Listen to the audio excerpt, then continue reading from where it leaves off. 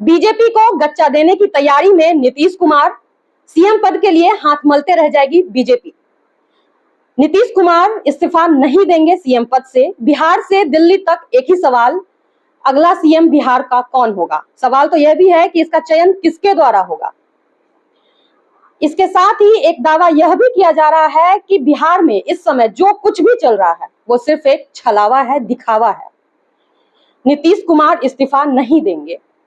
ऐसा हम किस लिए कह रहे हैं बताएंगे आपको आज के इस वीडियो में। इसके साथ ही आपको नीतीश कुमार की गणितीय रणनीति के बारे में भी समझाएंगे इसी वीडियो में। नमस्कार, मैं ईशा, आप देख रहे हैं संक्षिप्त समाचार। कहा जा रहा कि नीतीश कुमार हर बार की तरह इस बार भी बड़ी सदी हुई रणनीति के साथ मैदान में उतरेंगे और वो ऐसा करके सीएम फेज पर बीजेपी को आखिरी वक्त तक भटकाव में रखने की कोशिश में है।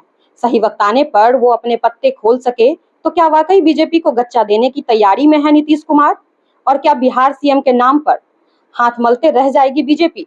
कयासों का बाजार गर्म है और एनडीए की सहयोगी इसे हवा देने में लगी हुई है। कोई सम्राट चौधरी का नाम ले रहा तो कोई निशांत कुमार का, लेकिन सियासी गलियारों में चर्चा है नीतीश कुमार अपनी जाल बिछा चुके हैं और उन्होंने इसकी भनक अपनी पार्टी जेडीयू को भी नहीं होने दी है।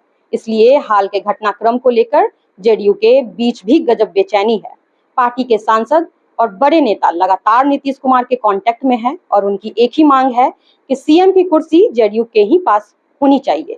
जेडीयू के नेताओं को डर है अगर इस बार ढील दी गई तो बीजेपी अपना सीएम बनवाने में कामयाब हो जाएगी और अगर ऐसा हुआ तो बिहार में जेडीयू का वजूद खतरे में पड़ जाएगा। इस सियासी खींचतान के बीच एनडीए के अहम सहयोगी और पूर्व सीएम जीतन राम मांझी का बयान सामने आया है। जीतन राम मांझी ने कहा कि बिहार का अगला सीएम कौन होगा इसका फैसला सिर्फ और सिर्फ नीतीश कुमार करेंगे।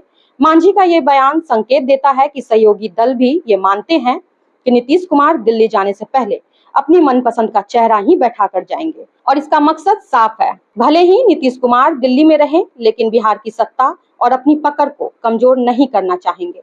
लेकिन उधर नीतीश कुमार की समृद्धि यात्रा भी चालू है। इस यात्रा का जिक्र करना इसलिए भी जरूरी है क्योंकि हाल ही में जमुई में समृद्धि यात्रा के दौरान एक वीडियो ने सभी का ध्यान अपनी ओर खींचा।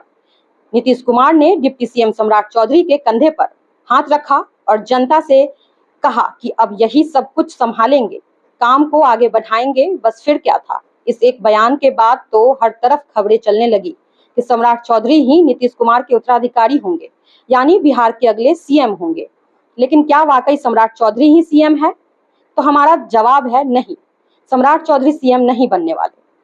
राजनीतिक जानकारी से नीतीश कुमार को चकमा देने वाली रणनीति मान रहे हैं, यानी एक तरफ वो सम्राट चौधरी का नाम उछालकर बीजेपी को खुश कर रहे तो दूसरी तरफ पर्दे के पीछे अपनी ही पार्टी को मजबूत बनाए रखने के लिए काम भी कर रहे। उधर पार्टी के अंदर से इस पर सफाई भी आने लगी। सम्राट चौधरी वाले दावे पर विजय कुमार चौधरी जैसे राधावर मंत्री ने तुरंत सफाई दी कि ये तो महज एक प्रोत्साहन था, उत्तराधिकारी का ऐलान नहीं। विजय चौधरी कहते हैं, हम वहां जमुई में थे इसलिए हमको ये बात मत कहिए। सम्राट चौधरी नीतीश के साथ डिप्टी सीएम के रूप में काम कर रहे हैं।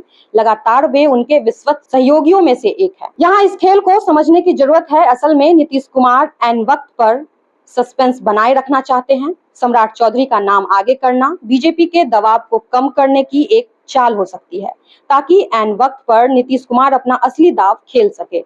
अब नीतीश कुमार के राज्यसभा जाने की गणितीय रणनीति को भी समझ लेते हैं। ये तो आप जानते ही हैं कि नीतीश कुमार राज्यसभा जाने के लिए चुने जा चुके हैं। उनका कार्यकाल 10 अप्रैल से शुरू होना है क्योंकि संसद का मॉनसून सत्र जुलाई से शुरू होगा, यानी 10 अप्रैल से पहले उनके सीएम पद छोड़ने की कोई संवैधानिक मजबूरी नहीं है। और इधर बीजेपी चाहती है कि नीतीश कुमार 4 मई तक इस्तीफा दे दे क्योंकि 4 मई को 5 राज्यों के विधानसभा के चुनाव के नतीजे आने वाले हैं। जमीनी रिपोर्ट्स के मुताबिक बीजेपी के लिए इन राज्यों में हालात चुनौतीपूर्ण है।